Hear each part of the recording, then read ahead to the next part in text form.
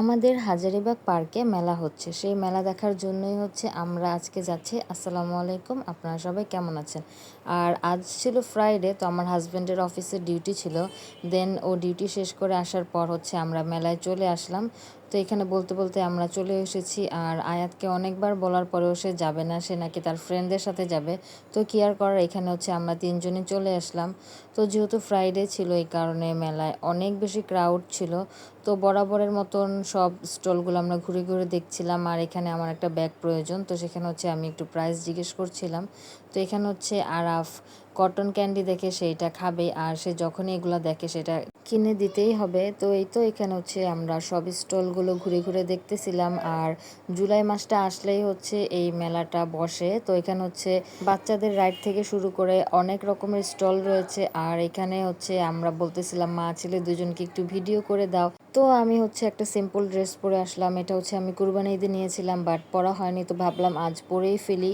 আর এখানে হচ্ছে অনেক রকমের ডেজার্ট আইটেম ছিল। তো এখান থেকে হচ্ছে আমার হাজব্যান্ড মাসের বোড়া কিনে নিল আর বাচ্চাদের জন্য মিষ্টি কিছু খাবার নিয়ে নিল। তো এখানে হচ্ছে যেটা মাসের বোড়া সেটা আমার হাজব্যান্ডের অনেক বেশি পছন্দ।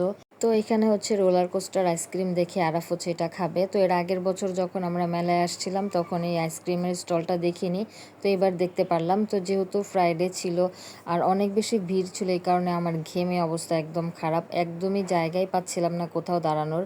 তো এখানে হচ্ছে আমরা আইসক্রিমের জন্য ওয়েট করতেছিলাম। আর আমার হাজব্যান্ডের অ্যাজ অলওয়েজ সবসময় কোথাও গেলে অফিসের কাজের ফোন আসতেই থাকবে। তো এই তো আমাদের আইসক্রিমটা চলে এসেছে। তো আমার যেহেতু একটু গলা ব্যথা, এই কারণে আমি নেইনি, তো আমি বললাম একটাই আরাফকে কিনে দাও। তো দেন ওর থেকে আমি একটু খেয়ে নিব।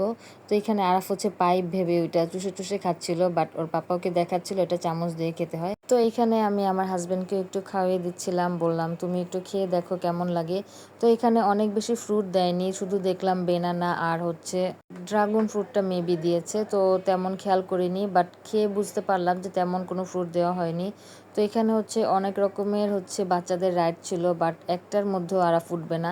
এত বলা বলি করার পরেও তাকে আমরা উঠাতেই পারলাম না। এমনিতে তো আয়াত থাকলে ও হচ্ছে ওর সাথে উঠে, বাট একা একা সে কোথাও এরকম উঠতেই চায় না, ও খুব বেশি ভয় পায়। আর যেখানেই নিয়ে যাব না কেন আয়াতকে ছাড়া ও তো উঠবেই না। তো এখানে হচ্ছে গোল যে চরকিটা সেটা দেখতে খুব বেশি ভালো লাগতেছিল। আর যেহেতু সন্ধ্যা হয়ে যাচ্ছিল আর অনেক বেশি লাইটিং ছিল, আর লাইটিংয়ের সময় কিন্তু একটা ছবি কিংবা ভিডিও করলে অনেক বেশি সুন্দর লাগে।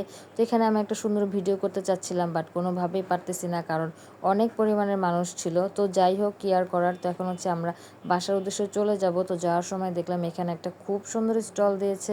এখানে বেতের অনেক সুন্দর সুন্দর ল্যাম্প, ঝুড়ি, শোপিস অনেক কিছুই ছিল। আমার খুবই ভালো লেগেছিল, বাট প্রাইসটা আমার কাছে একটু বেশি মনে হয়েছিল। তো হয়তো বা বার্গেনিং করলে একটু কমে পাওয়া যেতে পারে। তো দেন যাওয়ার সময় এখান থেকে হচ্ছে আমরা পিনাট বার কিনে নিলাম। আমার পিনাট বার খেতে খুব বেশি ভালো লাগে, বাট বাসায় এসে খেতে এটা আমার একদমই ভালো লাগেনি। এত পরিমাণের মিষ্টি ছিল যে কি বলবো। তো যাই হোক, এখানে হচ্ছে আমরা যাওয়ার সময় দেন টর্নেডো আলু আর হচ্ছে চিংড়ি মাছ ভাজা খাচ্ছিলাম। দেন আয়াতের জন্য হচ্ছে আমরা কিছু পার্সেল নিয়ে গেলাম। তো এই তো এটাই ছিল আমাদের মেলায় ঘোরাঘুরি একটা ভিডিও। তো ভিডিওটি ভালো লাগলে অবশ্যই লাইক কমেন্ট শেয়ার করবেন। তো যাই হোক, আপনাদের সাথে দেখা হবে আবার আমার নেক্সট কোনো ভিডিওতে। তত পর্যন্ত ভালো থাকবেন, সুস্থ থাকবেন। আল্লাহ হাফেজ।